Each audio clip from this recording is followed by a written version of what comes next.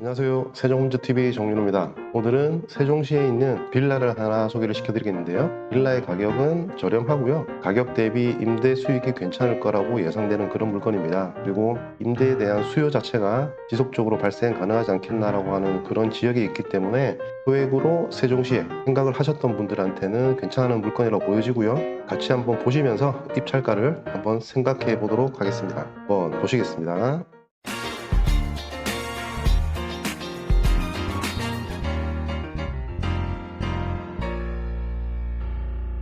현장은 여기죠. 4세대 빌라들이 모여 있는 상태고요. 이번 경매 물건은 이 물건이 되겠습니다. 일단 주택의 전반적인 방향은 남서쪽으로 보고 있고요. 주변 상태를 한번 체크하시도록 하실게요. 자, 세종시 전이면입니다. 전이면은 공단으로 유명하고요. 앞으로도 공단이 많아질 걸로 유명합니다. 지금 여기가 좀 전에 처음에 보여드렸던 다세대 주택들이 모여 있는 곳이고요. 이 인근으로 보시면 보시다시피 이쪽으로 들어와서 연희공단이 펼쳐지게 되죠. 이런 식으로. 연희공단 초입 부분에 있는 주거 공간이라고 보시면 돼요. 그러면 바로 우리는 공단 근무자들의 어떤 임대 수요가 많을 거라는 걸 바로 알 수가 있고요. 그러면 여기뿐만 아니라 주변은 어떻게 되는지 보셔야 되겠죠. 여기가 후보지가 되고요. 전희공단 좀만 나가시면 이쪽에 첨단 일반 산업단지, 그리고 밑에는 스마트 그린 산업단지, 지금 큰 대형 산업단지가 다 계획이 되어 있고 조성 중인 상태입니다. 그렇다라고 하면 연희 쪽에는 지속적으로 공단이 많이 들어올 것이고요. 그에 따른 주거, 다가구라든지 다세대 이런 주거 시설도 따라서 들어오겠죠. 그러면 우리 같은 구축 빌라는 어떻게 하면 되는 거죠? 새롭게 신축한 빌라들은 비싸겠죠. 비싼 만큼 임대료도 따라가야 될 텐데요. 우리 같은 경우는 지금 이런 상태에서 좀 저렴하게 낙찰을 받아 두신다고 하면은 건물 외관이 그렇게 오래되진 않았기 때문에 내부를 조금만 손을 보신다라고 하면 저렴한 가격으로 임대를 놓을 수가 있겠죠. 가격 경쟁력을 가지게 되는 겁니다. 그러면 충분히 낮은 금액으로 낙찰 시 승산이 있다. 그리고 낮은 투자금 대비 높은 수익률을 기대할 수 있겠다라는 생각이 드는 물건입니다. 자, 현장 한번 보실게요. 이렇게 전이공단으로 들어가는 길이죠. 들어가시면서 바로 이쪽으로 빠지시면은 이런 주거 다세대 건물들이 모여 있는 걸로 보시면 되고요. 공단에 대한 어떤 접근성이 상당히 좋기 때문에 공단 근무자들이 1차적으로 많이 거주할 거라고 보여지는 위치입니다. 이렇게 보시면 같은 형태의 이런 다세대 빌라들이 모여 있죠. 이쪽으로 좀 들어가시면 이쪽에 해당 물건이 이렇게 나오게 됩니다. 지금 경매에 나와 있는 호수는 202호 오른쪽 2층 여기라고 보여지고요. 일반적인 원룸 구조가 아닙니다. 구조도를 제가 한번 보여드리면요. 13년도에 경매가 나왔길래 거기서 어떤 평면도를 하나 구했고요. 지금 내부를 보시면은 이렇게 현관으로 들어가시는 거고요. 방이 하나가 있고 안방이 있습니다. 안방이 있고요. 안방으로 욕실이 지금 별도로 있어요. 그리고 거실에서 공용 욕실이 또 하나 더 있고 주방이 여기 있고요. 거실까지 있고 주방에 다용도실까지 있는 나름 16평인데 알차게 구성되어 있다는 걸 볼 수가 있고요. 그렇다면 일반 원룸 대비 공간적인 장점이 분명히 있기 때문에 내부의 쾌적함만 적당한 비용으로 연출을 해준다라고 하면 추후에 공단 쪽에 들어오는 어떤 주거 신축에 비해서 가성비가 좋은 그런 곳으로 우리가 임대를 맞춰볼 수 있겠죠. 자, 그리고 여기서 이렇게 이제 내려가시는 거죠. 전이면 전이역 1번 국도가 있는 곳이고요.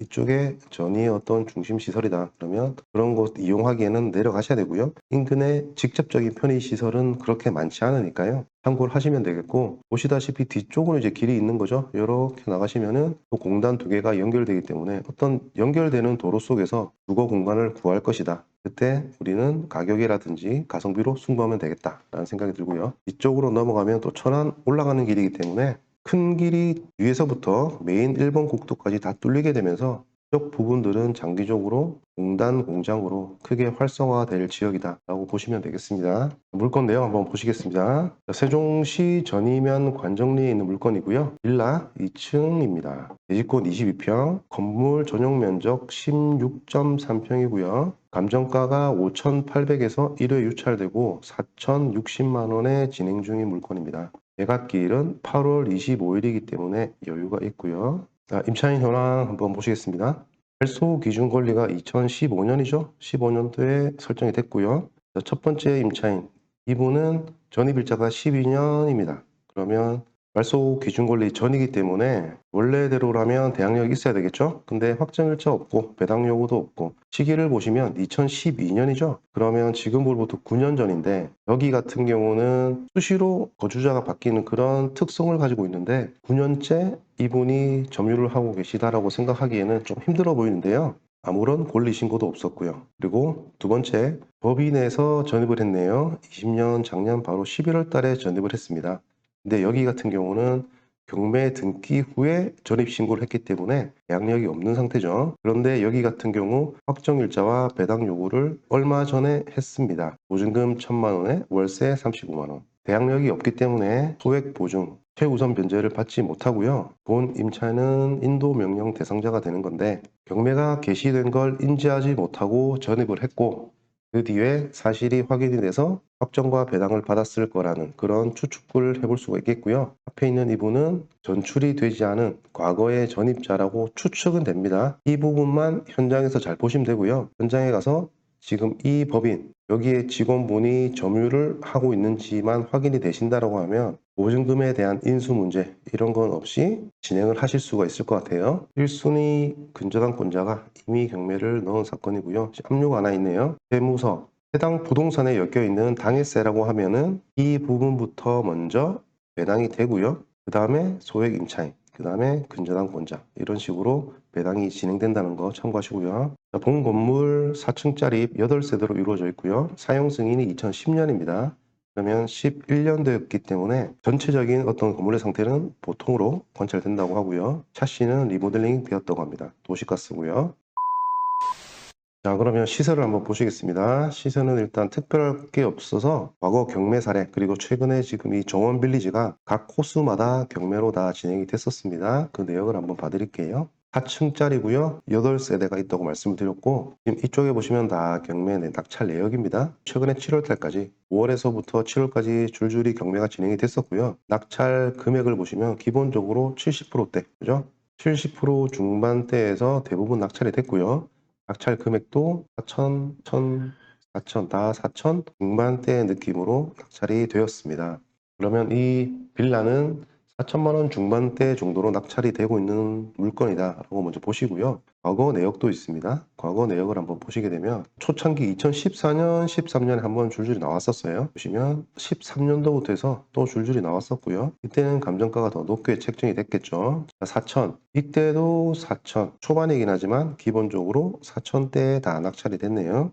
과거의 낙찰 내역은 참고로 하시고요. 처음에 보여드렸던 최근에 진행됐던 그런 낙찰 금액들을 잘 분석을 해보시고요. 층별, 장단점이 있겠죠. 층별로 어떻게 낙찰이 이루어졌는지 보신다라고 하면 2층에 대한 입찰가는 어느 정도 산정이 될 것이라고 보여지고요. 자, 세종 같은 경우는 투기 과열 지역인데요. 여기 전이면 같은 경우는 비조정 지역입니다. 그래서 1주택 가지고 계신 분도 뭐 취득 시 중과세라든지 그런 건 없고요. 양도할 때도 중과세가 없습니다. 지금 해당 빌라의 공시 가격을 보니까 감정가 비슷하겠지만 보시다시피 영원비리죠. 2021년도 시가 표준액도 4,250만 원이기 때문에 중과세 문제는 없는 그런 가벼운 물건이라고 보시면 되고요. 자, 그러면 공식 가격이 4천 초반이라고 보고 낙찰 가격도 다 4천 초중반이라고 가정을 했을 때 본 물건의 매매 가격은 매매로 6천에 하나 올라와 있는 것 같습니다. 호가죠. 거래가 잘 될지 안 될지는 모르겠지만 그렇게 쉽게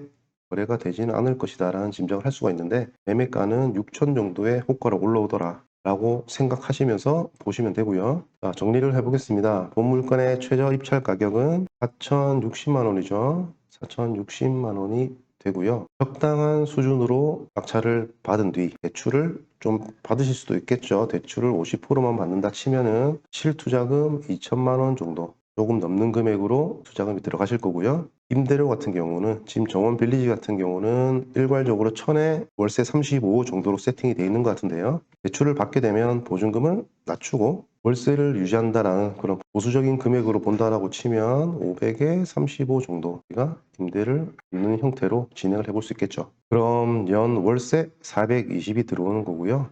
거기서 2천만 원 대출 이자를 빼야 되겠죠. 그렇게 되면은 360 정도의 월 이자 수익이 발생하겠다. 그런데 우리는 실투자금 2천만 원을 넣고요, 보증금을 500 받기 때문에 두 개를 플러스 마이너스해서 현금 투자 2천으로 보겠습니다. 2천 정도 현금이 들어갔을 때 18% 나는 아주 높은 수익률이 달성이 가능하게 되죠. 대출을 활용하면은 수익률은 더 올라가는 게 당연한 원리죠.